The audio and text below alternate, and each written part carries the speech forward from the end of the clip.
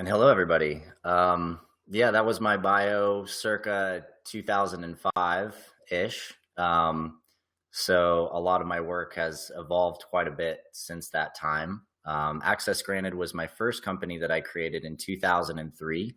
We designed it to create multimedia resource centers and learning centers, specifically targeting lessons in technology, body-mind studies, and permaculture, and bringing together these different communities into a space where they can learn from each other, co-create together, interact, and develop their consciousness at the same time. We created several test facilities, both with educational learning and technology, as well as some permaculture spaces, community garden spaces, and we were doing martial arts trainings around the region at that time in Asheville, North Carolina. And we were offered $1 million in investment to build our first facility, and we ended up turning it down. They wanted a little bit too much of our stock, and we really wanted to be able to scale and grow. And so it was at that time that I sort of seeded the vision of being able to find the administrators, the teachers, and really build the global network by building an online education system. So I'll just step back a little bit and give you a little bit more of a history of myself. When I was 15, I woke up to the fact that I had a human energy body and energy fields. I began intensively studying physics, primarily quantum mechanics, loop quantum gravity, and other quantum gravitational theories like string theory, special relativity and general relativity, and spent a lot of my years in completing high school deeply focused on not studying the work that my teachers in school were teaching me, but instead focusing on understanding the actual physics of the fabric of space-time and how the physics of space-time can describe our metaphysical experiences of energy, our consciousness, our awareness, and applications of our awareness in reality. I was having a lot of very powerful, miraculous level experiences at that time, synchronicities and engagements with people, telepathy, downloads about sacred geometry concepts, and a sort of library of wisdom that was coming through into my being at that time and revealing to me the unified harmonic matrix of the universe. And so I found a lot of solace in the great, brilliant minds of the centuries of physicists and philosophers going back for thousands of years. And really refined a lot of my work through their gifts and through their brilliance. And I'll speak more on different points in theoretical physics and how that applies to the work of the Jedi as our workshop here proceeds. After getting out of high school, I started having a series of simultaneous past life experiences with a variety of other individuals. I was encountering people in my life and suddenly remembering them from another time, and then discovering that they had simultaneously had a vision, memory, or flashback of me, usually from the same time period. And I began to study this work as a transpersonal psychologist and develop a library of these lifetimes that I was encountering, these very specific time periods and my very specific experiences during those times, as well as the very specific experiences and memories of these other individuals that I was encountering. And I, over time, found more and more of these individuals, and all of their different memories and past life experiences and stories began to fully overlap and create a really, really in-depth history of our experiences as a soul family and as a tribe on this planet, on Earth, back to the time of Atlantis and into Lemuria, and even prior to our experiences on this planet, on other planets across the galaxy. But I didn't quite open up that whole galactic portal until I had spent several years working with indigenous elders from around the world. I helped to organize 2 prayer runs for world peace with Orville Looking Horse's family, And working with his daughter, Gracie Horn, we were literally running across the continent. At first, we had runners from the West Coast, from the North and in Canada, from the South down in Mexico, and from the East Coast in New York, which was the group that I ran with. And we ran across the country carrying eagle staffs and passing it relay style as we would run 50 to 100 miles a day to converge at the 10th World Peace Prayer Day ceremonies in the Black Hills of South Dakota. That was a very, very potent time of experience for me, and it deeply anchored me in the earth. And I began to really understand how grounding, building a medicine wheel, placing stones on the ground, taking up an eagle staff and honoring the medicine of the animals and of the plants and of our purpose here on the planet actually creates the conditions for us to generate more energy and experience more consciousness. You can think of it a lot like a ground wire. In a house or in a big building, the amount of electricity that that building or that house can handle is directly proportionate to the scale of its ground wire. So how grounded it is determines how much electricity and energy can actually flow through its system. And so this time period for me of studying with Indigenous elders, sweating in sweat lodges, standing in ceremony, running with the eagle staffs was deeply, deeply empowering for me in furthering my energetic development and consciousness. It was shortly after that that I had my first very powerful galactic contact experience. And I shortly after was able to astral travel into a galactic council chamber and meet 73 ambassadors of different species from around the galaxy. I experienced with them a process of review of humanity and where we're at and where we're going. And there was a determination going on as to whether or not humankind at this particular juncture are prepared and ready and capable of actually unifying as a planet, coming together as a single whole, and joining the rest of this galactic culture around the galaxy. And that really means taking responsibility for our planet and what we're doing here, and taking responsibility for the life and the well-being of all of the plants and the animals on this planet. Now, while there are a lot of issues that humanity faces, there are a lot of shadows and a lot of darkness that we are still working through. The beauty is that we are becoming more and more conscious of those shadows. We're becoming more and more conscious of our own limitations. And one of the deepest gifts in humanity, and this is certainly one that is recognized by other species around the galaxy, is our power to change. We have the ability to change almost instantaneously. When we feel, when we see, when we experience great beauty, great inspiration, powerful love, something inside of us can flip a switch just like that, and we can change our lives.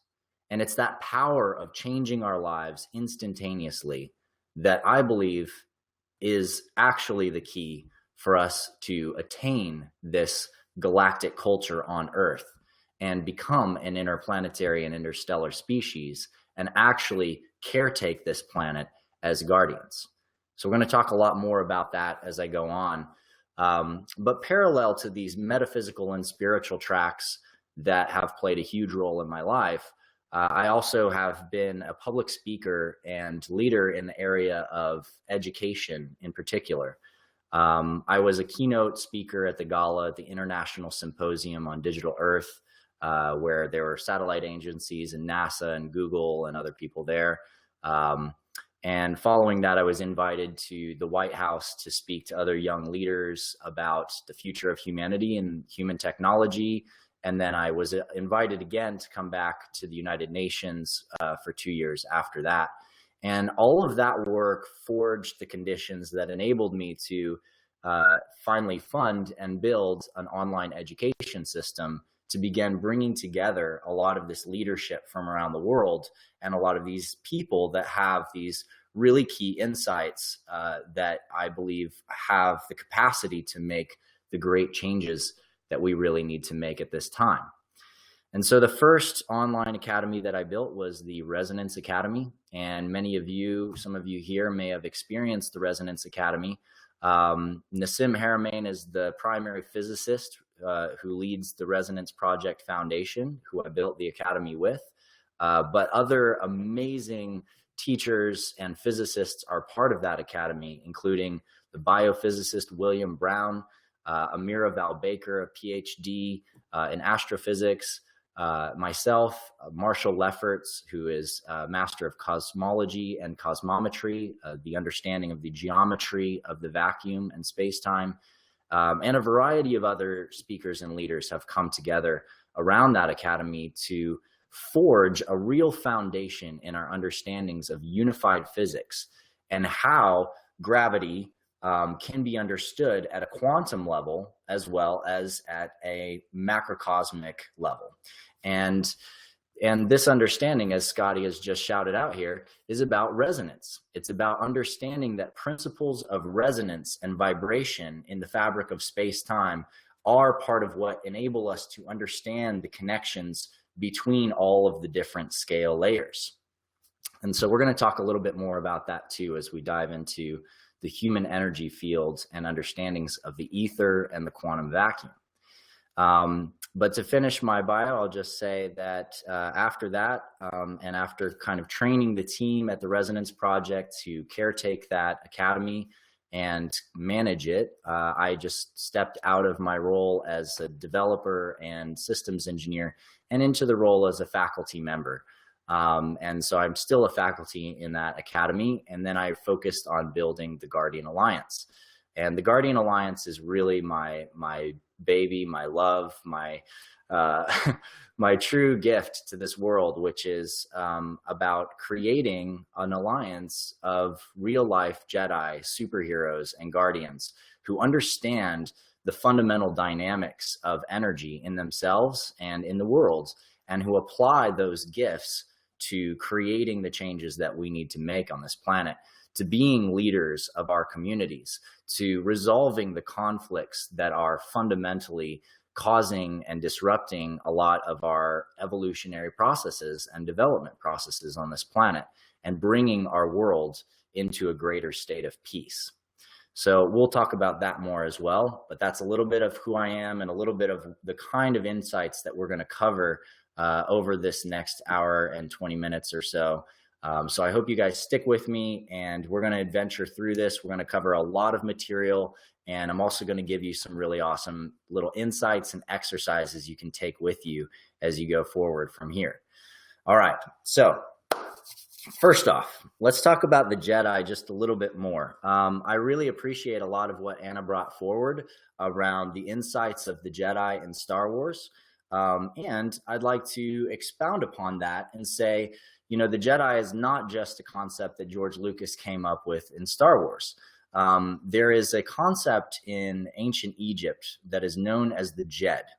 And the Jed is the D-J-E-D, as we translate it, is known as the pillar between worlds. It's a staff in all of the drawings. And if you go to Egypt and you look at the hieroglyphs, you'll see an image that looks like a pillar, and it goes up to the top, and then there's these three lines near the top of the pillar.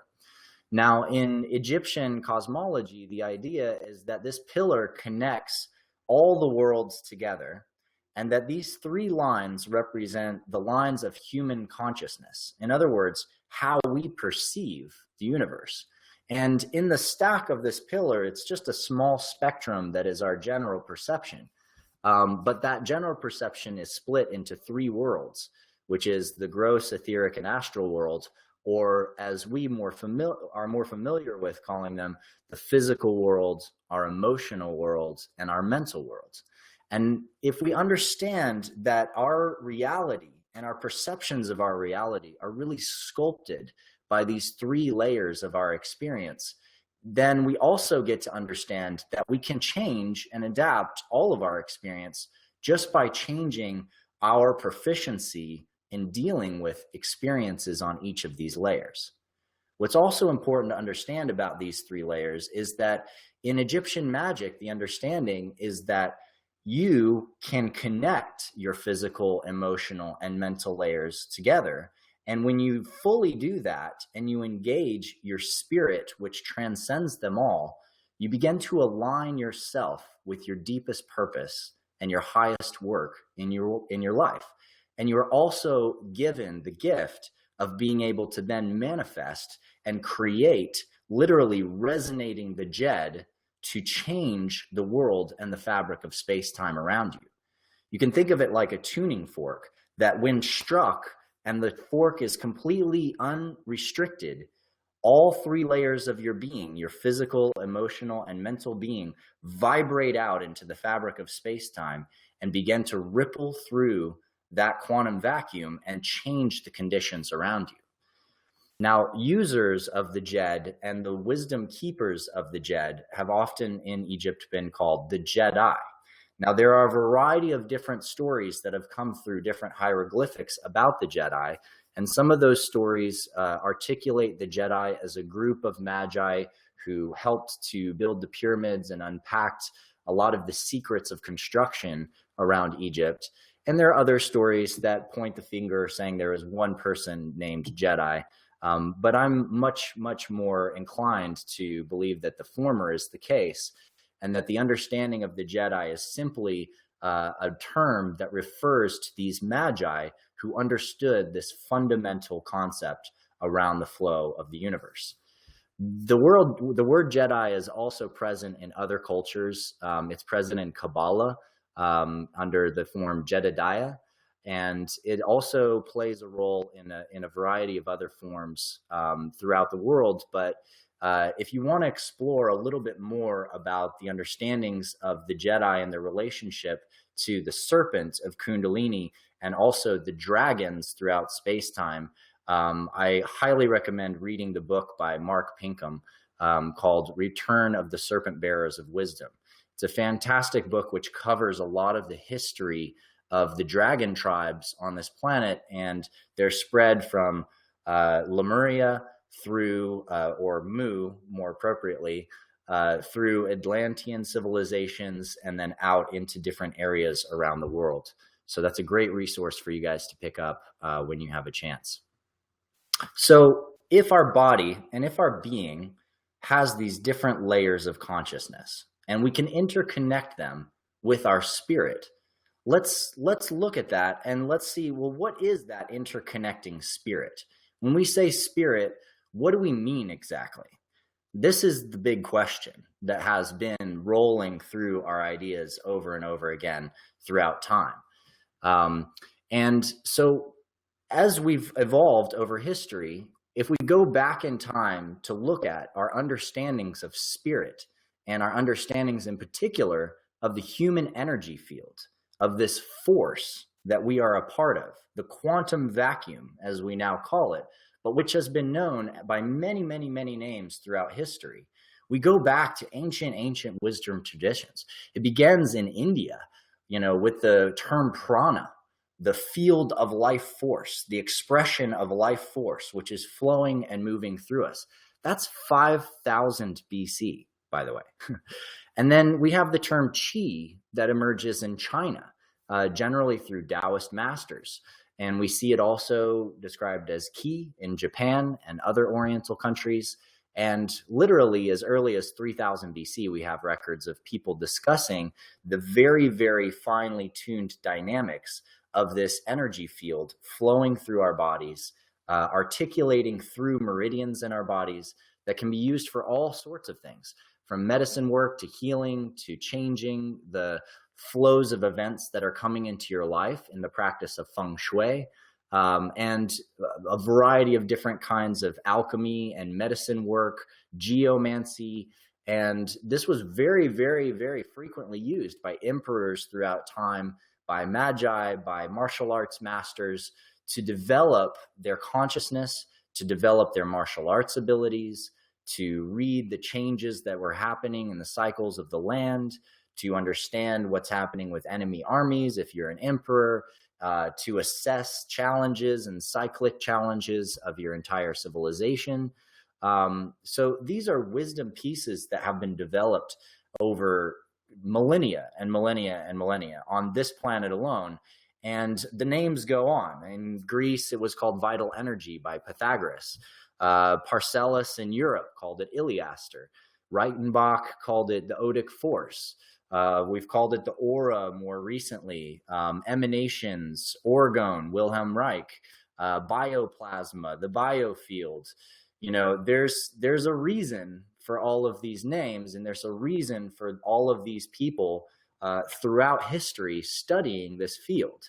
This is not some like new age concept. This is about as old age as it gets. And it is really important for us to realize that these are sometimes have been the deepest gifts of humanity that in reality have simply just been more repressed than anything else, primarily due to religious persecution, as well as at certain times scientific persecution on this planet. And so as we come into this time, one of the most valuable terms for us to know, to understand this human energy field, is the ether. Because the ether is a scientific term.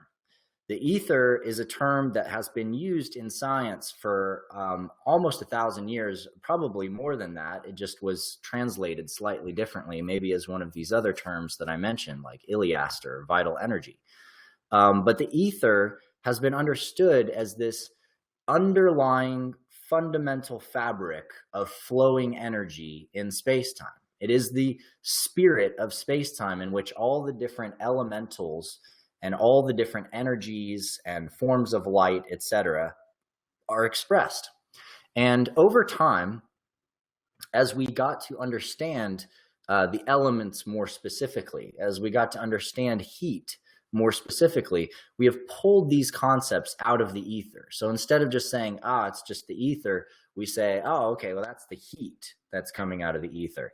And then as we developed our understandings of gravity and different concepts of different forces in space-time, more and more the ether became kind of the bucket in which all the mysteries were thrown. So anything we don't know or anything we don't understand, we throw that in the ether bucket. And anything we do understand, we name as something else. And so the last thing to come out of this bucket was light. Because all the way up until the time of Einstein, our understandings were that we didn't know how light could move through something empty. And so we had this idea that there must be this fluid, some kind of luminiferous ether in which light is actually traveling through this substance that we now call space-time. But Einstein came up with this idea called his theory of special relativity. And in that theory, he was able to describe the properties of light without describing an ether.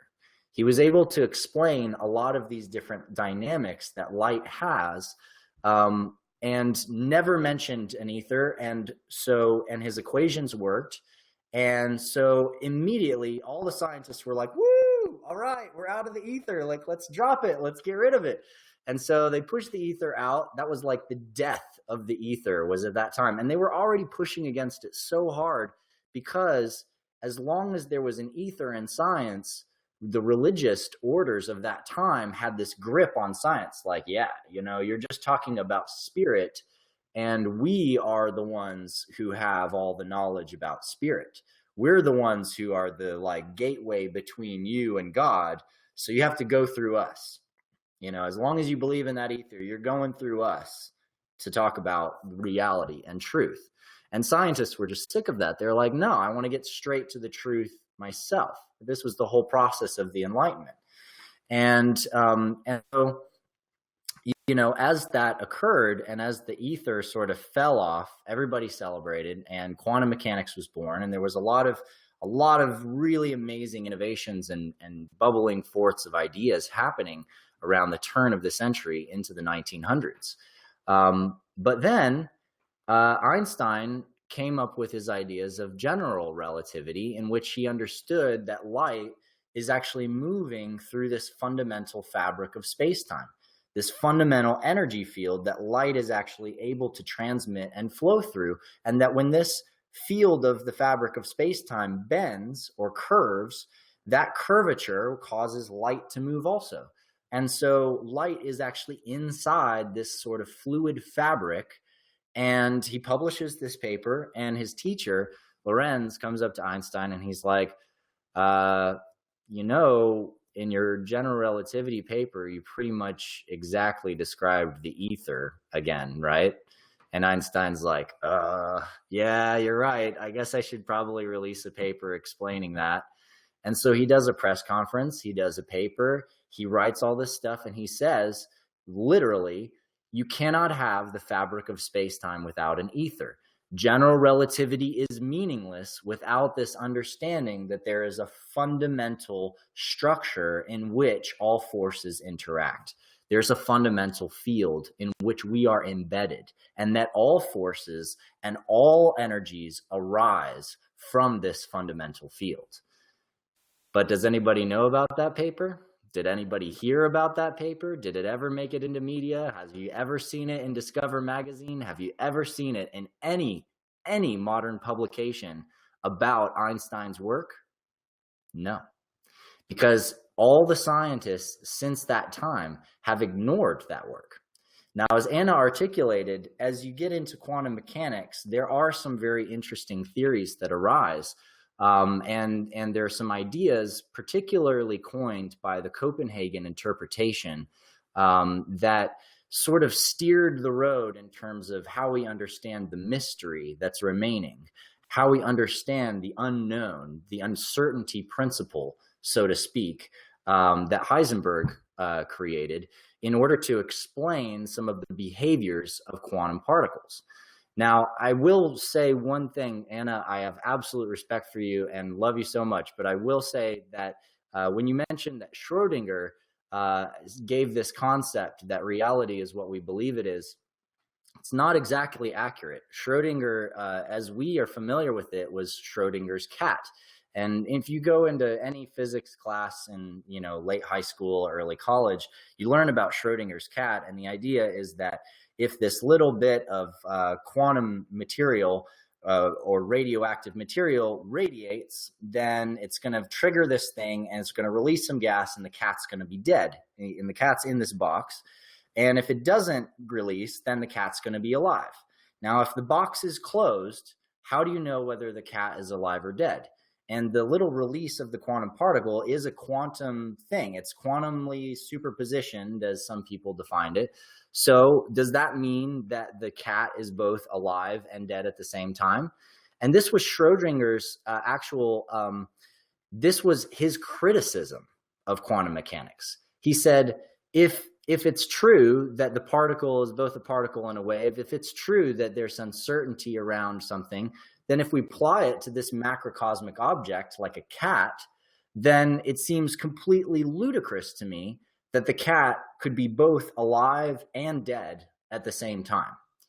And after that time, some of the other scientists took that idea and they were like, well, that must be what it is. The cat is alive and dead at the same time. And other scientists were like, no, the cat's probably not alive and dead at the same time. The cat's probably either alive or dead. And they're the more classical physicists in this state. But what I'll share about this is that while a lot of the interpretations of quantum mechanics in our modern age have come into this idea that the uncertainty principle gives us this understanding that reality is what we make of it, in fact, there's a much deeper classical understanding that explains this. You don't need quantum uncertainty to explain it. All you need is the ether. Because if you have an ether, then you have an understanding that when consciousness is changing or perception is interacting with an object, it's actually moving through this fundamental fabric of space-time. And as it moves through the force, it changes our things that we perceive. We affect quantum objects and we affect full-scale macrocosmic objects with our consciousness as well. And so we can say that the quantum mechanical understanding of uncertainty that we create our own reality is true. And we can also use the classical understanding of the ether to realize how it's true and how we are influencing objects. So I hope that helps you guys to kind of get a bigger picture of what's going on in our understanding of the physics of the Force. So thanks, Anna, for letting me address that little misconception. Much love to you. So let's drop in a little bit more and let's get into a deeper understanding of the Force. Let's get to know this field and this fabric of space-time that we are made of, that we are a part of, that we are embedded in, that everything we do influences, and everything that happens in it also influences us to some extent. So how do we get into this field? How do we really experience its dynamics? Well, there's a beautiful gift that has been given to us by Chinese medicine and by Taoist wisdom and philosophy over thousands and thousands of years. And this piece of wisdom that we can utilize is the understandings of Yang and Yin. And Yang and Yin, as many of us here as the Yin Yang, or the Yin and Yang, thing. The Yang and Yin is the understanding that there is expressive force within this fabric, and there is also receptive force. And that the dynamics of everything that we experience, literally from the moment of creation, from the Big Bang, from the ray of creation, whatever you want to call it, the first moment that there is time, the first expression of space-time means that there is there and there is now, that there is hotter and there is colder, that there is denser and that there is lighter, that there is brighter and that there is darker. Every possible permutation of change in the universe happens because of this fundamental expression of polarity and balance. And it is through this expression of polarity that rolls forth from the ray of creation, that rolls forth from the Big Bang, as there's hotter areas, still bubbling, and cooler areas compressing and circling in and spinning in and developing their own heat sources. As this moves, it is the alchemy between that hot and cold. Just like when you look at a tornado or you look at a hurricane, there is an alchemy going on between where the high pressure zone is and where the low pressure zone is, and the heat and the cool, and that is generating force. It's generating spin. And that generation of spin and alchemy is actually where we get to experience the most amount of that energy. So a really simple practice that we can do in ourselves is first, just be yin. Through the workshop piece that Anna left us at the end, we all had a very deep experience of yin. In other words, by getting silent and by really beginning to feel what's going on in our bodies, by tuning into the sensations on our skin, the smell in our nose, the taste in our mouth, the feeling of gravity inside of our bodies, the weight of our bodies on the earth, the way that light is coming into our eyes, the sounds that are entering our ears. The more we soften, the more we relax, the more we breathe, and just allow all of those energies, all of those different sensory experiences to come into us, the more deeply we get to know the yin. The beauty of the yin is that as we receive through all of our different senses, as we really begin to feel and receive and take in everything around us, the more aware we get. We see more clearly, we hear more fully, we smell more richly, we taste more tastily, we feel with our bodies more precisely and more sensitively. We feel the clothing on our skin, we feel the ripples in the air, and we begin to feel the flow and the movement of the ether in and around us. We feel the subtle tingles inside of our body where there's pressure in our body. We feel a pelvic field force. We notice our stomach. We notice our digestion. We notice our breath. We begin to notice the feeling inside of our head. We begin to notice uncomfortable places in our bodies. We begin to really experience all that we are and fully receive all that we are. And as we do this, our awareness expands and expands. And now imagine just feeling the space around you, and feel all the way out into the room around you, all the way to the walls, or if there are no walls, out into the jungle. Feel all the way out into the forests, or into the plains and grasslands, or into the snow. Feel all the way out and imagine that your perspective is getting larger and larger, like you can see the whole region around you. Begin to feel and expand yourself. Imagine that the trees or the plants or the grasses are like hairs on your skin, and your body is becoming the whole earth. Your body is becoming this continent that you're on. The flowing water in your body is the oceans, and the rivers are moving through your veins.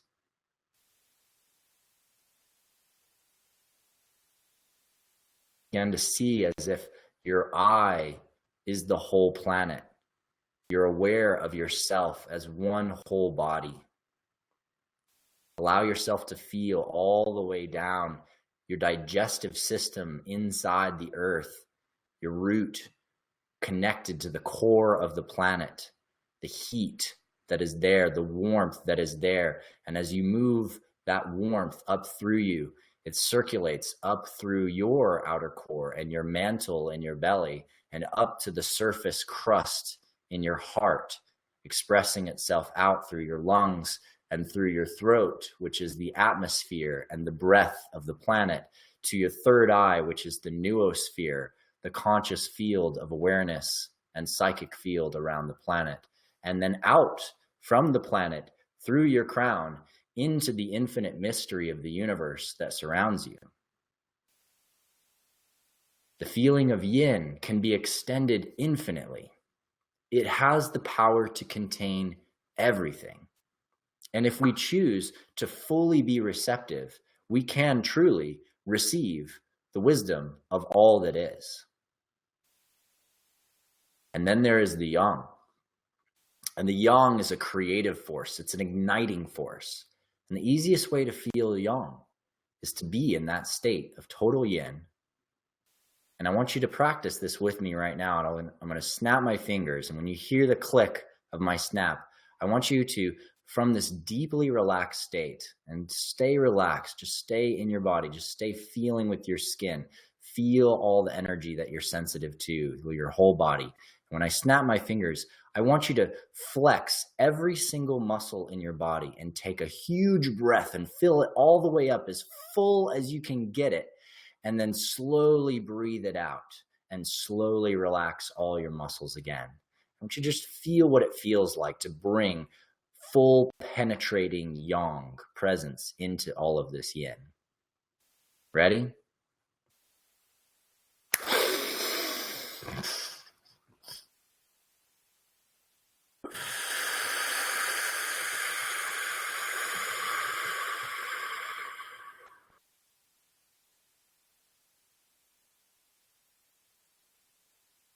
Now you'll notice, if you really dropped into that yin meditation with me and really expanded your feeling, when you did that, when you ignited your muscles, when you ignited your breath, you notice now the feeling in your body, you notice the heat, you notice the power, the charge, the vibration, the tingling that's going on through you. Let's do it again. Ready? 1, 2, 3, go.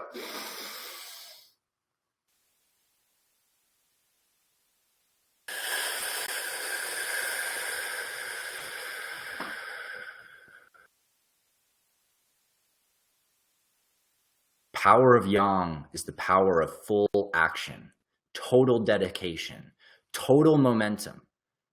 Can you look at yourself and see in that moment any ways that you didn't give your full self, that you didn't give enough into that yang, that there was more to give.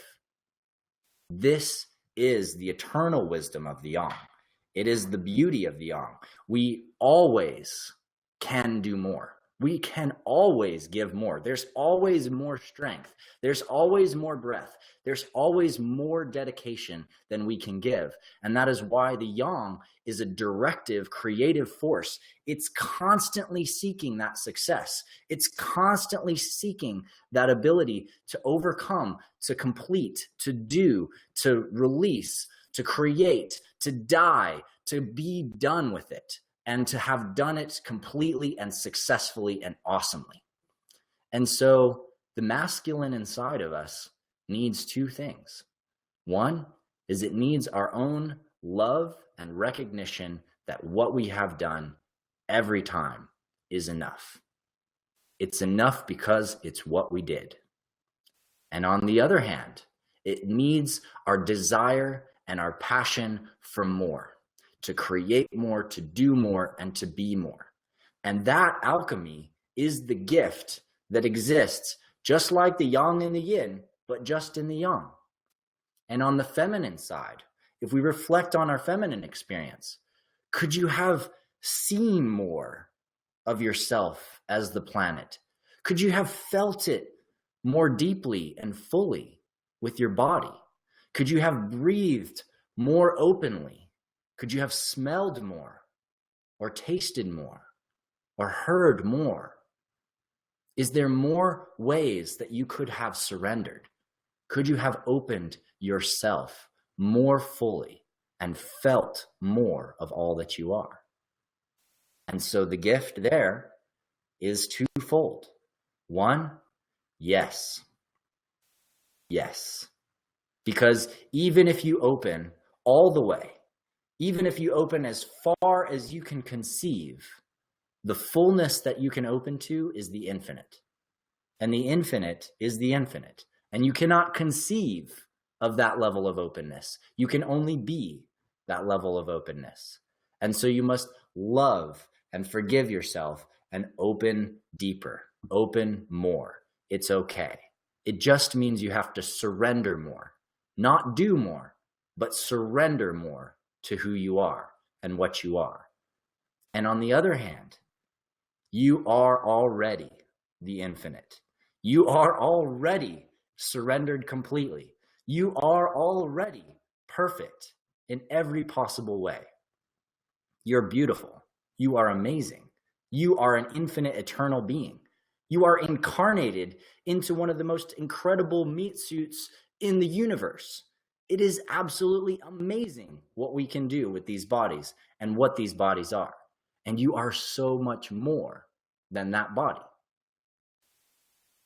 If you look at your experience through space-time, if you look at how you have moved through your life, if you time travel through your life and not go to the future, but go into the past, and you look at the series of events that have happened in your life, there's something that's really beautiful that emerges. As Anna said, masters have memory, right? Masters remember. Well, just imagine for a moment what it would be like if you remembered every single thing you ever saw, every single experience you've ever had, everything you've ever looked at, you've ever heard.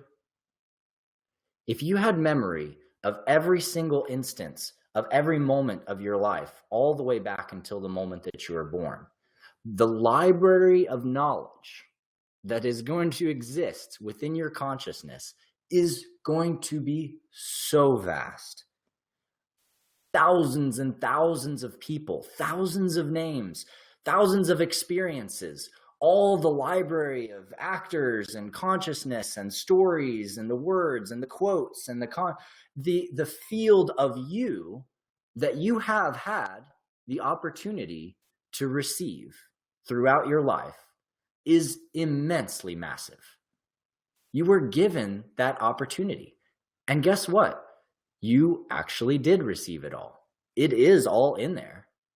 What matters in each moment is what is important about each one of those events.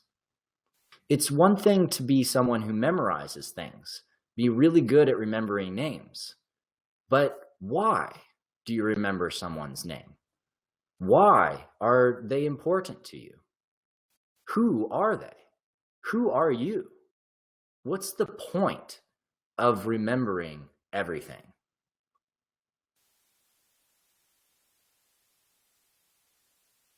The point is only, and perhaps it's best said that the point is the mystery.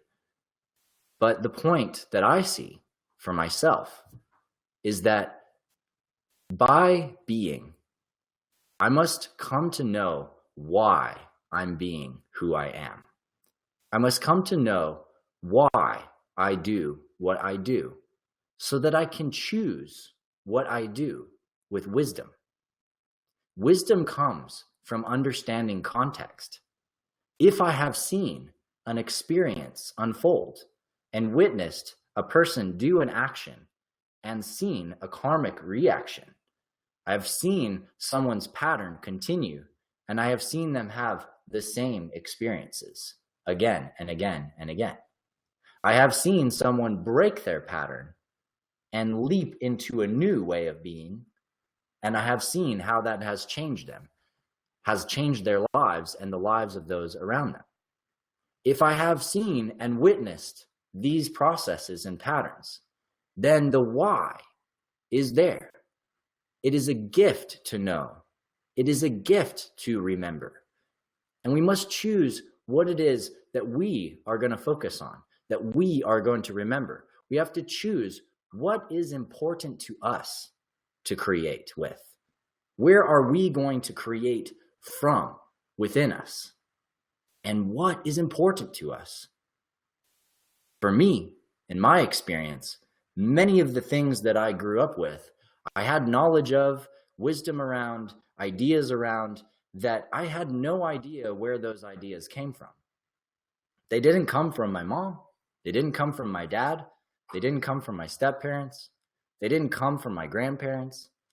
There were ideas inside of me that were so rich and so deep and so full of consciousness that no one had taught me, that such to the point where I had a habit as a little kid of people telling me stuff all the time. And I'd be like, yeah, I know. And they're like, really? How do you know? And I'm like, I just know. And they'd be like, okay. And then I'd tell them some more about whatever the idea was. And they'd get that I knew, and I really knew, and I processed it, and I understood it completely. But how? How is this possible? It took me many, many, many, many years and until I started actually having really strong, full visceral memories of other times, of being in other meat suits, in other bodies, to begin to articulate and understand why it is that some things that I knew so deeply without having been taught from the time I was a child. And when I look into people's lives and students in the Jedi programs and people who come to train with me, I look and I see that they have these gifts, these immense, amazing gifts. And these are gifts that were never taught to them. They're some of their most powerful abilities. And there was never a study. There was never a book. There was never a resource that they could quote that gave them this talent. It was something inherent to who they are. Something deeper about who they have been throughout history. And when you tap in to who you have been, then there is a whole library of why you have done what you have done and why you know what you know. If you spent 30 years in another lifetime practicing cooking for people, why start from scratch to be a chef today? If you spent lifetimes practicing different sword forms, then why think when you pick up a sword, it's your first time? If you can allow yourself to drop into that deeper sensitivity where you remember, where you feel the force flow through you, and you allow yourself to experience your own memory through the ether, through the spirit of your being, then the skills that you have cultivated across lifetime after lifetime after lifetime will come through you now, and they will express themselves through you now, and you will be who you are even more completely and fully and more beautifully. And the wisdom in you is immense and great. Much of the challenge that we face is actually getting all of the conditioning out of the way that's blocking your wisdom, your inherent knowledge. You're told you have to look in a book. You're told you have to go to a teacher. You're told that the only way that you could know this is if you have a certificate from this school that says you know this. But that's not true. That is not true at all. Many of the conditionings that we have received in our modern culture, and actually throughout a lot of Western culture for several hundred years, have been conditionings that came from a basis of inability to logically, scientifically understand how it is possible to know more than that, how it is possible that you could heal someone from a distance, how it is possible that telepathy could happen, even if these are things that people experience every day. Even if people have had miracles happen with prayer, it's put in the box of religious experience, and it's probably delusion. But we are so much more than that. And what I'm here to do with you and for you is enable you to develop the logical constructs to break through those conditionings. Understand that there is a physics to this, that the continuum of your energy, which is never created nor destroyed, maintains its resonance through space-time, even when you're not incarnated into a body. In fact, your energy body, your spirit, carries with it genetic code. You carry with you a spiritual genome through space-time, and you bring that spiritual genome with you through each of your incarnations. When people talk about the 12-stranded DNA and awakening your DNA and turn on all 12 strands and that we're actually 12-stranded beings, and they say that this is physically true, that is incorrect. You have 2 strands in your DNA that are intertwined, and they form bundles and they form loops and they bind around proteins. You don't need more than that physically. But it is true when you look at all the other layers of your energy body.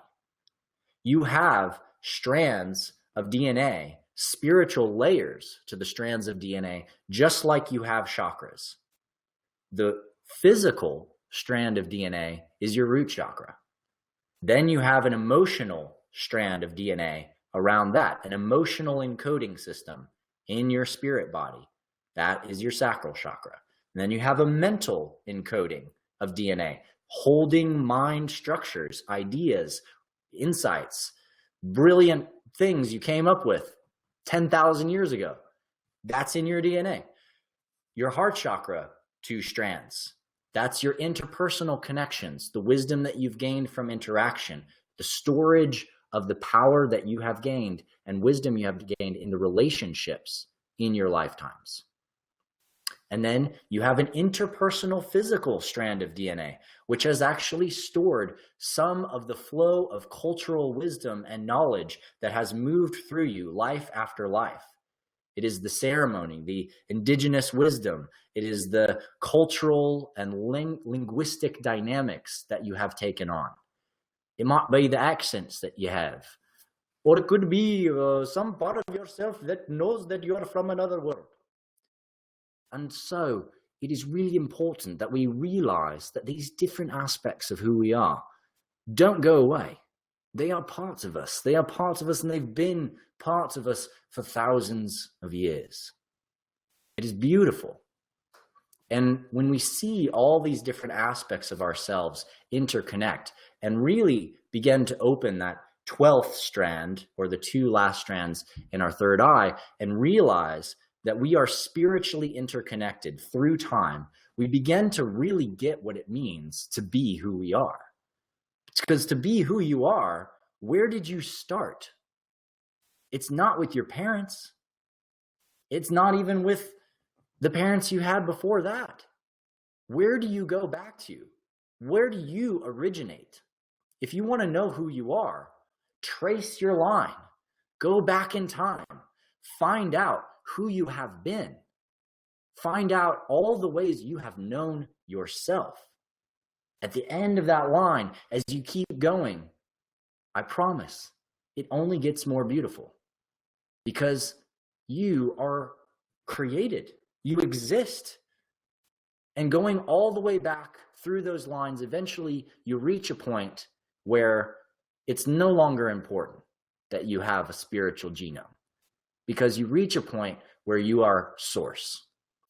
The source is you. You were part of it. It is now there. Even if we talk physically, even if we talk about the storage of information in your physical body, as above, so below. Let's go back in time. You were an embryo, mother, all the way back, parents, grandparents, all the way back, monkeys, planet, dust in the stars, whole sun system, just dust, galaxies, all just hot, molten everything. And maybe some little point expands into all of that. Some proton from another universe pops out the surface, and as it enters the infinite void, expands and becomes space-time. And maybe that universe was just part of another universe, which was part of another universe, which was part of another universe. And you just go back fractally and fractally and fractally into what? You'll never know. You'll never know. All you can do is surrender to that mystery. And surrendering to that mystery, that at the core, in the truth of where you started and who you are, there's a place that you'll never know. And that beauty, that mystery, will always be unfolding. And there is such power in that mystery. There is such energy in that mystery. It is literally the energy of yourself accepting source, accepting that there is more than you know, accepting and surrendering to the yin inside of you. And every time you claim, every time you know, this was your name, this was your name, this is what you did, this is who you are, this is what you've created. Every single time you do that, you are creating yang. You are establishing, you are marking your territory, you are anchoring your flag, you are understanding who you are as an individual. You are getting who you are and what you're here to do. You are refining your Jed, and you are building that pillar which interconnects you with everything.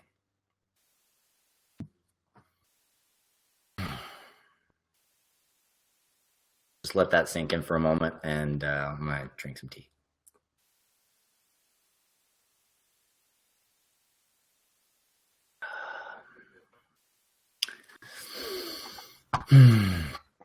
In response to Crystal Cassidy, I do talk about that experience in some of my other interviews in a lot more depth. And today I wasn't really planning to get into that so much. But I also will be doing a full course on that in the Starwalker series in the Guardian Alliance. So you can come and join me there for that, or just check out some of my other interviews, because I do get into it. So now that we've seen a little bit about who we are, and now that we have a little bit of a sense that we're a lot, let's talk a little bit about the aspects of what makes us different from everybody else. This is a really, really important piece for us to get as Jedi and practitioners of energy arts. Boundaries are critical. They are so important. Let me just stress that again. Boundaries are so important. And there is a major problem, and I will address it, and I will point at it, and I will pull it out specifically. And I'll say, there's a big problem in the oneness concepts of a lot of what is generally referred to as the New Age movement. But at this point, it's, who knows? It's so much beyond that. And there's so many branches and so many things. But there's this idea that we're one, right? And at surface level, as you begin to explore this idea and you're like, oh, okay, well, all right, I'm one, right? And it's supposed to be just like that simple, right? Just like, nope, you're one. And you're like, okay, I'm one. That means what that person says is me. That means what that tree's doing, that's me. That means when that bear is tearing into, that animal over there, that's me. Oh yeah, that means that also that person that lied to me, that's me. Oh, that means that person that abused my friend, that's me. Oh, the person that killed that other person, that's me. The rapist, that's me. Wow. Okay. And it gets more and more and more intense, because the more you just see or realize that you're one, the more you realize how much of that oneness is stuff that you're not really very comfortable with, and that isn't very cool, and that's actually not good, and that's actually stuff that you don't want to have happen in the universe, stuff that you're actually trying to change or that you wish was different, right? Now, this is a deep, deep spiritual conflict, right? Because yes, right? You are the infinite eternal. You were in the beginning, and so were they, right? You're the mystery, and so are they. Okay. That's good to recognize. And yet, from the moment that you came into space-time, from the moment that you were individuated, from the moment that you're being cascaded into those different strands of your spiritual DNA, from the moment that you became an individual, in other words, from the moment you began to experience yourself, you have been different. You have been individualized. You have had a different journey. Now, in that journey, there are many, many collective things that we experience. We experience collective grief all the time. How many people out there feel immense sadness just come up out of nowhere for seemingly no reason, and you're just aching with it? How many people out there feel anger come up around nothing? You don't even know why you're angry. You're just irritated and you're just feeling it. How many people out there just experience different emotions for seemingly no reason at all? There's a reason for that. And the reason is that you are in this collective field. You are feeling the feelings of these people all around you. You're feeling and experiencing the challenges happening all over the world. You are connected to it through the ether. But you also have a boundary condition. The boundary condition, as above, so below, is what determines this. It's what gives you this body. It's what gives you the power to decide what's going to happen with that body. If someone is attempting to rape you, you have the right to set the boundary condition between you and that person. You are not just one with that person, and where anything they do, guess that's your fault. That's not true. It's not true. You are an individual, and everything that you experience in this body is up to you. It is your boundary condition. You can set it. And sometimes there are conditions in which other people may try to break that boundary condition beyond your will. And there are some times when maybe you can't do it by yourself and protect yourself. And that is part of the work of guardians. That's why guardianship. Because what guardianship is not just about protecting whatever, standing for the principles of truth. It's about protecting the sovereignty of each person. It's about honoring that each individual has a boundary condition that is their will. They should be able to choose to have the freedom to be in their bodies and be safe.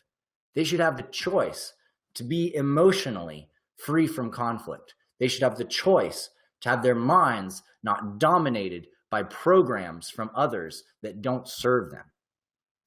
But we are in a world where, as we develop our consciousness, our telepathy gets stronger, our psychic abilities become stronger, we become more aware of the collective that we are as our higher chakras open up. And so it becomes even more important for us to develop the boundary conditions and discern what is ours and what is not ours. Because without that ability to discern, we began having real issues with boundaries, consistency, discernment. We began letting other people push us around. We became very, very, loose. We become very ungrounded. Our Jed cannot be maintained because it's constantly being shaken around and, warped around by the will of others. And so we must learn how to attain that will in the self, especially now in this time when so much of media programming is very, very specifically designed to control your mind, control your emotions, and control the actions that you take. There are others that will happily take your will from you if you don't own it, if you don't keep that sovereignty. And so we must become guardians of ourselves, and we must create communities of guardians that are standing for the principles that we believe in, so that we have more than ourselves to hold that field, so that we as a collective together can hold the field of the principles that we fully believe in and that we want to have embodied on this planet. Principles like truth, sovereignty, love, compassion. There are so many more. And you can check out our principles in the Guardian Alliance if you go to guardianalliance.academy/principles. It's under the orientation menu if you're already a member or entering there. So please check them out, because understanding the principles that we stand for and the agreements that we make with each other around important principles is critical to creating communities of the future that are coherent and thriving.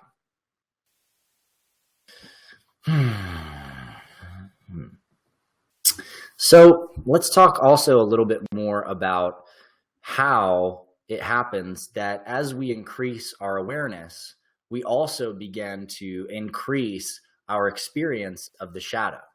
As I was just saying, oftentimes what happens is, as we become more telepathic and as we expand our energy field, even just in the yin practice that I gave you earlier, you begin to feel into the collective yin.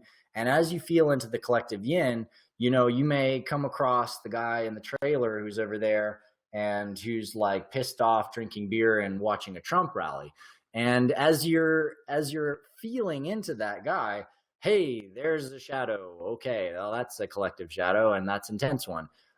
Okay, great. So here's the collective practice.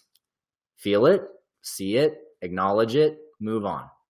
It's not you. It's okay. It's just part of the whole that you are a part of. Feel it, see it, acknowledge it. It's okay. It is. It's all right. That's happening. And you know what? If you try to make it in yourself that you're going to change that right now, it ain't going to happen. You're going to struggle with that. And the key to magic and the key to creating great collective change isn't starting by deciding what you need to change. It starts with what you're going to be in yourself.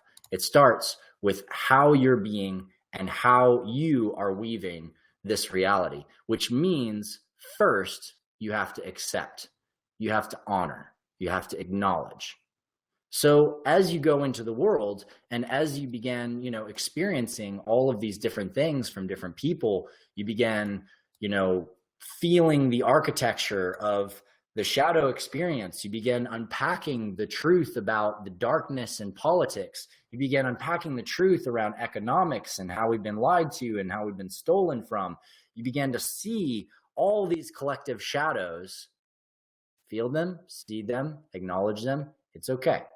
Because your work on them is not going to happen from you attacking them or going at making the changes by being like, those guys, those guys are the bad guys. We got to get those guys. We got to lock them up. We got to do this. That's not where the change is going to happen. I'll be honest with you. Now, there are conditions in which taking those kinds of actions are critical, but you're not going to be able to take them with the wisdom that you need unless you have addressed those shadows in yourself. So the real work, as you begin to see all the problems in the world, is to turn inward first and say, okay, where do I have grief around this stuff? Where am I pissed off about these situations?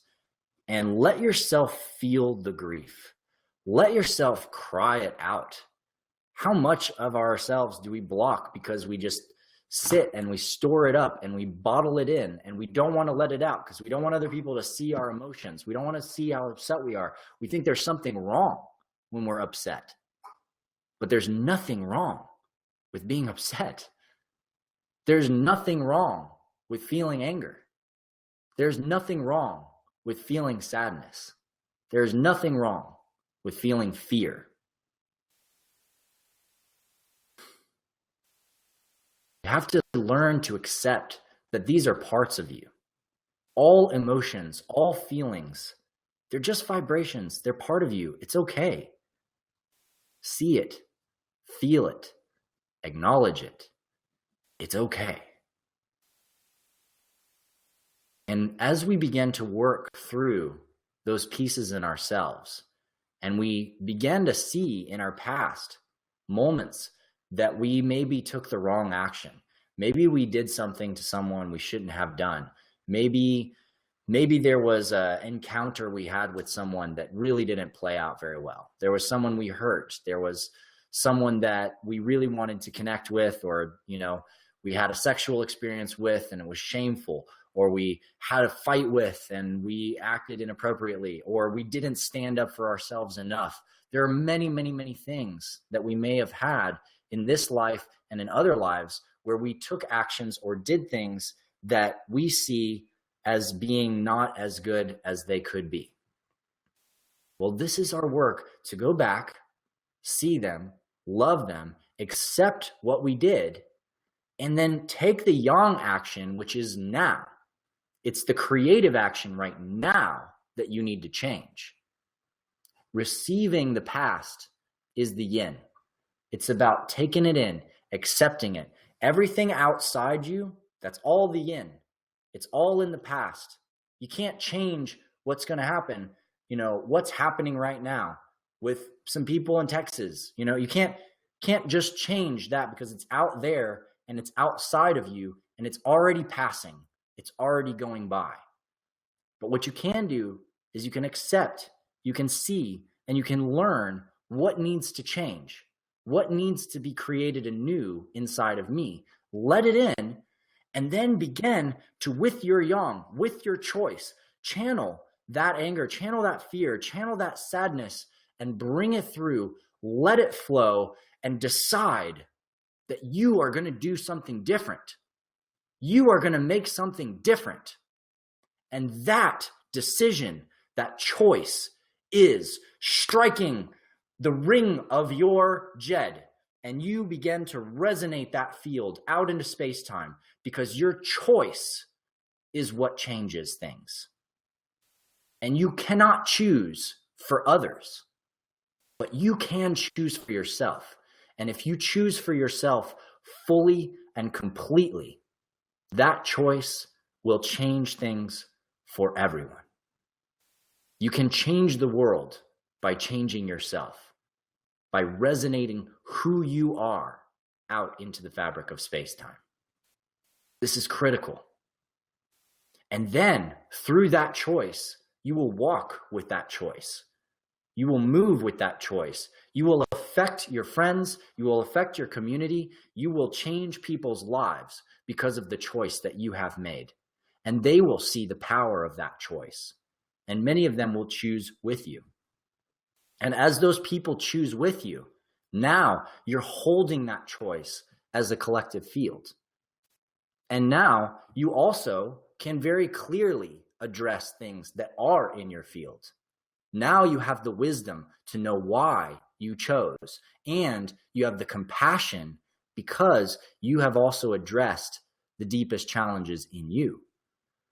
You have addressed that those issues, those shadows, that grief, that anger, that fear, that trauma, that stuff, the killing of someone, the whatever, that is something that you have been through, you have experience with. It is part of you. And the wisdom that you have gained through the acceptance and acknowledgement of that now gives you the discernment and the judgment to be able to stand and understand why it's important to choose something different. And also be able to deliver that justice where it is necessary. It is through compassion. It is through wisdom. It is through realizing that everyone needs healing. It is healing that people need. It is the restoration of their awareness. It is the freedom from programs that take away their sovereignty, that take away who they are. It is this beauty inside of us that needs to shine, that needs to come out. And we need to get the stuff out of the way that's keeping it from coming out, that's keeping it from really resonating into the fabric of space and sharing our gift with the rest of everything and all that is. So thank you for being here, and thank you for sharing your gift. Thank you.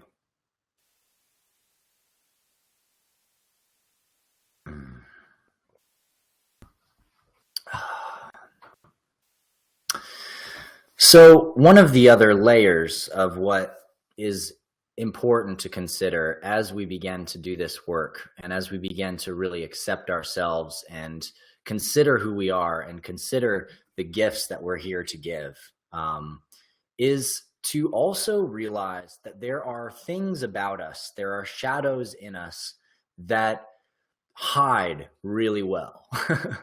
They're the things that wiggle, when you go at them, you try to pin them down. It's like, it's just like, oh, it's always right there. Like, what is it? Where is that thing? How do I get to the root of this bit of anger, this piece, this challenge? And sometimes what we need is we need to expose that challenge to our community.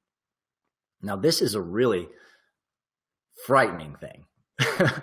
It's about as frightening as the first time you maybe got up to do public speaking in front of 1,000 people, right? Or 100 people, or 10 people, or 5 people. It's intense because you're vulnerable. You're vulnerable, and you're allowing other people to see that vulnerability. And allowing people to see our vulnerability is something that we've been taught is something we shouldn't do. The story that we're told about leaders over time is a story that tells us that, a leader is someone who's impenetrable, is the guy who's at the front of the battle line and he's riding and you can't mess with him, you can't mess with him. Like, that dude, he's just impenetrable, man. He's so solid. Like, I've never seen him have weakness ever. But does that make him strong? Does that make you trust him? That's the real question. If you never see someone show a sign of weakness, can you trust them? Are they real? To many of us, when we see someone that seems like so advanced, so perfect, so amazing, they seem unreal to us. It seems like, how do I even begin to approach this thing? Because this person, I'm intimidated to even talk to them because they seem so perfect. I mean, how many guys out there can relate with that experience, just growing up and looking at really, really gorgeous, fine girls? You're just like, I don't know, man. She's just like too perfect. I don't even know what to say to her. Like, she's too hot, And this is true probably for women as well with certain guys, they're just like, and so they expect, well, okay, if he wants to come talk to me, he can come talk to me. And then there's this whole game of like, oh, you got to come get me. You got to come talk to me if you want to resonate with me. And these are games that we play, but the truth is that as we grow up, the people that are the most impenetrable, that seem the most high, are also the people we have the most difficult time trusting. And so they become the people that we have the most difficulty following as a leader. They're not really the leaders. The story is that we're told is that they are, but we don't really trust them. We don't know. It's like a conflict between our inner feelings of guidance and trust and allowing our energy to flow with like, well, he looks like he's the biggest superhero, so I guess I'm supposed to follow him. But it's not true. Leadership, real leadership, is cultivated through people who listen to other people, through people who actually acknowledge the wisdom in the community. Real trust is built when those leaders accept and expose their weaknesses to the people. That is how we actually allow ourselves to, one, get the support from the community that we need to be held to the stance that we're going to hold and choosing to hold, and also to let other people know that we're real, to be able to be authentic enough and true enough on the inside as we are on the outside. And so I'll tell you right now, because this is my practice right now in life, is bringing these things forward in my community so that I can be a better leader, so that I can do my work better. So I have challenges, particularly in small teams, in two areas. One is that I have a little bit of trouble with accepting criticism, intense criticism. And especially when I feel like the criticism is dishonorable. When I feel like I'm being dishonored, like someone is choosing to criticize me in a way that's hurtful, then I have a short temper. I get really angry and I flare up on the inside. And over time, I've learned to expose this enough in myself and become conscious of it enough that it doesn't ever happen in public spaces. The times when I was young, when it would happen, was being super dishonored by somebody else and somebody choosing to start a fight with me on physically assaulting me or attacking me. And then all of a sudden I would flip a switch and I'd have so much rage and intensity coming out of me that I would scare the crap out of them and they'd think I was about to kill them. And I probably could have, because in other lifetimes that served me, like being able to flip immediately into battle mode and be a raging, like, raw warrior. And so I've come to understand that it's a gift, but I've also come to understand that in the power of my energy field, if I cannot temper that sword, maintaining my temper, if I cannot temper that sword, then what happens is if that spike of anger comes forward, it actually influences the field. It ripples through the force and it affects people and it actually hurts people. It can hurt people in my closest relationships.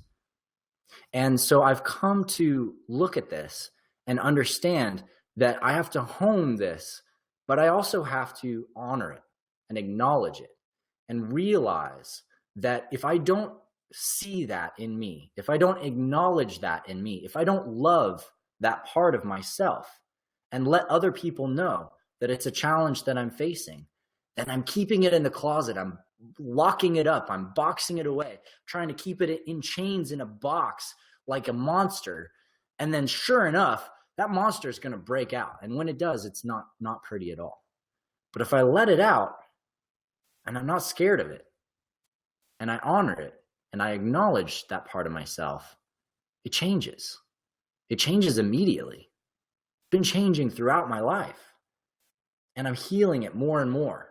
And I'm learning to hone that skill of allowing my passion and my intensity to come through, and also tempering the field where it can go to anger and where that anger can go into pain and hurt. And so this is one of my shadows that I'm deeply working on. And by sharing it with you, I get two gifts. One is I get to actually get it off my chest and say, here. And two, you get to see me more deeply. You get to know who I am more fully. And as much as we might be afraid that others are going to judge us, it's really, they're mostly going to be judging themselves. And they will judge us, and they will judge themselves, because everybody has part of that process. Sometimes I have YouTube videos of interviews that go up, and there's a few people that just take it upon themselves for months afterwards to just attack me, to attack the person I'm interviewing with. This happened in my interview with Alfred Weber on exopolitics and exploring the true history of the galaxy. There were some people on there that were so convinced, just because I was talking about the gift of the dragons and the gift of the beauty of what happened in this galaxy, where some of the earliest trauma came from, where the reptilians were traumatized by having their DNA stolen, that all of a sudden I'm backing the reptilians, I'm supporting rape, I'm doing all of this stuff that simply was not true. And they didn't listen to the rest of what I had to say, because they picked out this one thing that aligned with their deepest fear, which probably has to do with their own karma, which has to do with their own sanskaras. It's their monster in the box that I pointed at. And because I pointed at their monster in the box, they're terrified. They don't want me to open it. They don't want you to open it. They're scared to know, to see the places in themselves that are the deepest shadows and the deepest darkness.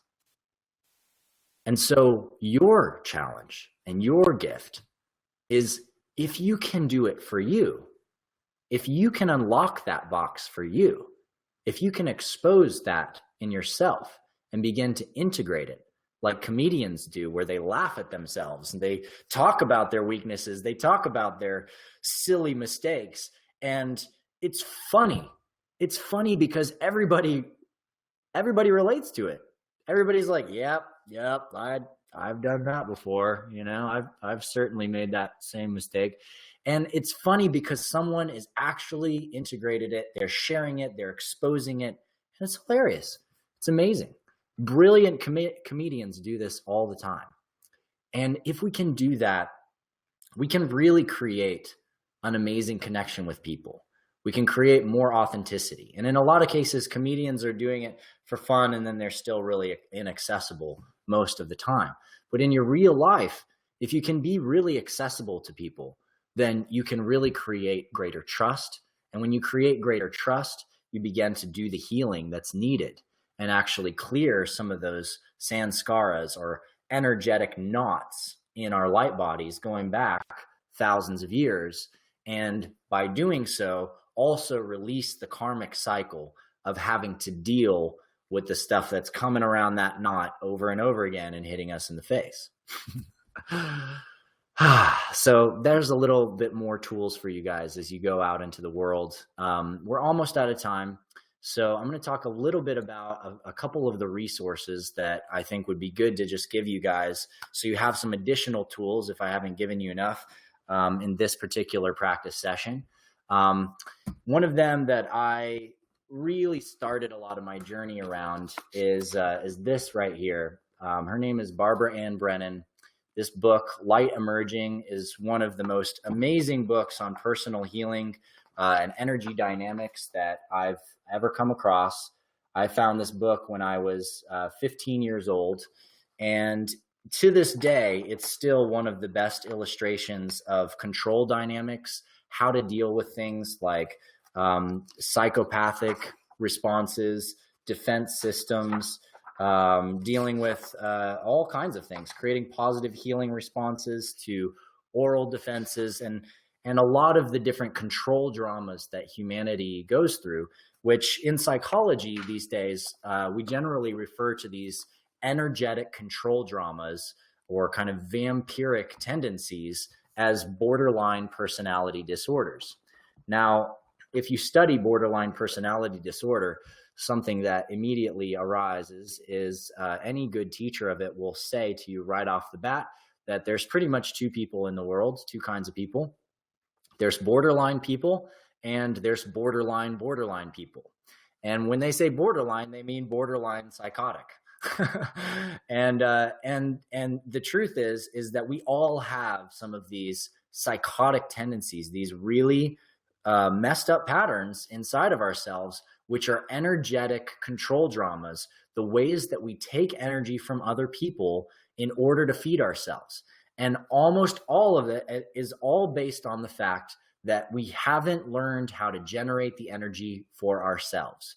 We weren't given the love we need. We weren't given the trust we need. We weren't given the acknowledgement we needed as children, so that we know that we are beings full of energy and that the universe is full of energy all around us, and it's completely accessible to us. And just by sitting and looking at a tree, we get fed. Just by eating well, we get fed. Just by sitting in silence and clearing our minds, we get fed. The universe is constantly giving us energy if we simply can become receptive enough to let it in and to get enough of our blocks out of the way to really allow that to move through us. But dealing with those energetic control dramas in other people is often a greater challenge. And we deal with those challenges through the courses in the Guardian Alliance, specifically focusing on conflict resolution in those areas, and also by developing the different layers of your energy body so that you get to know where and how those dramas and challenges unfold, where they happen inside of you, and how you can transmute them and transform them in the space outside of you as well. Another great tool, the Gene Keys by Richard Rudd. The Gene Keys is, and you can see how thick this guy is. This is one of the most fantastic metaphysical tomes of our age. I think this book is going to become known as widely as the Urantia book, or the Keys of Enoch, or Discourses, maybe even as the Bible in the future, because this book is absolutely fantastic and phenomenal. The best way to dive into this book is to go to genekeys.net and to find the space where you can download your hologenetic profile. And what this will do is you enter your birthday and stuff, and then it sends you an email with a PDF. And that PDF will basically give you a chart. And that chart will have these different balls that have different words and numbers on them. And each one of those balls is a different gene key. And as you go into your chart, what you do is you read your chart in the sequence of the gene keys that you have from your birth in your life. And as you do this, it's just absolutely powerful and completely transformative. It will reflect to you very, very specifically exactly where your deepest shadows are in your life, and some of the things that you can do to unlock the most beautiful gifts inside of those shadows. So have fun with that. And there's also some amazing cards that you can get as well, these gene key cards, which I helped Elijah design, which can be used to do different spreads with the gene keys, tarot readings, and things like that. And it's all based on the I Ching and genetics. So if you study the I Ching or are interested in the I Ching, again, it's just an amazing resource. The third thing I'll offer is the Resonance Academy. For those of you interested in diving into more of an understanding of unified physics and the amazing theoretical work that's being done in that area by a group of collaborators around that academy, you can go to academy.resonance.is to learn more about the Resonance Academy. And it's just an amazing school. There's an amazing program there. It's kind of expensive, but you can pay for it monthly as well. And the modules are huge. It's going to take you probably 6 months to get through the program and study it all, if you take your time with it and really learn the principles. So absolutely amazing program though. And finally, the Guardian Alliance, which of course I invite you to come and join me there, hang out with me. We do live sessions, all the time. I'm always posting interviews that I'm doing and other amazing people like this beautiful group that I'm working with here today. Stick around because Sarah Delane is coming up. Just an amazing woman, amazing actress. She's designing all of these incredible energetic tools Energetic feng shui is one of the practices that she does. She goes in your house and helps you, clear things and sets up electromagnetic guardian portals and things like that. She'll probably get into a lot of that. And then Amateo Ra, who is an amazing friend of mine and just a great teacher, a great speaker, powerful. So just keep this channel open, hang out with us all day, have your lunch here by the screen and enjoy this work with us. And of course, it's all being recorded. So if it's too much for you today, just come back and join us and check it out on a later date. But it's so great to have you guys here, dropping in comments and questions and things like that. So, one question here from Nick Nitro before I wrap up is, what exercises or practices can you recommend for tracing your spiritual DNA? Recalling your previous experiences. So a really brief technique for that, Nick, and then I'm going to pass the torch back to Neil and to Sarah, is to basically drop in to yourself. And what you want to do is you want to go back and you want to remember moments in this lifetime, going back in time, and take a moment with each one of those memories and as richly as possible, really see, smell, hear what was going on. Like, take as much in your senses as you can, because this will be refining your astral memory body as you travel back. Then go all the way back till you're a kid, go into the feeling of being in the womb, warm and dark, and then continue going back until you go into this space of light, cross through that space of light and exit the giant white light star field that is your body and your incarnation now. It's literally like you're exiting out of a star and you're looking at this brilliant star. And then you're going to turn around and you're going to look back and you're going to see the points of light that are other incarnations for you going back into the past. And now the way I like to do it is I like to decide that I'm going to go to a lifetime that is most relevant for what I'm experiencing right now in my current life. And then usually one of those light points will light up and I go and I travel towards it. And when I travel into it, it's like entering a star. I feel it as if I'm coming in through the star and through the violet ray into indigo, into blue and green and gold and orange and red. And then I'm there. And I go into that life and I look at my hands, I look at my body, I look at my shoes, I consider where I am, what tools I have, and then I start expounding around that spot. So where was I just before now? Where am I after that?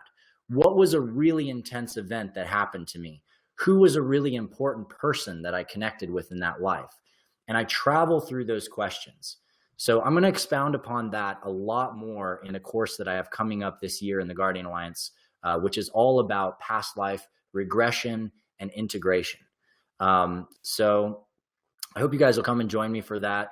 Maybe Neil will send out a link for it through Portals to Ascension, but that should be ready in the next few months. So keep an eye out for that. And thank you guys again so much. I'm honored to be here with you. I hope you'll come join me in the Guardian Alliance at guardian.is.is. And this has been really fun. Thank you. Thanks, everyone.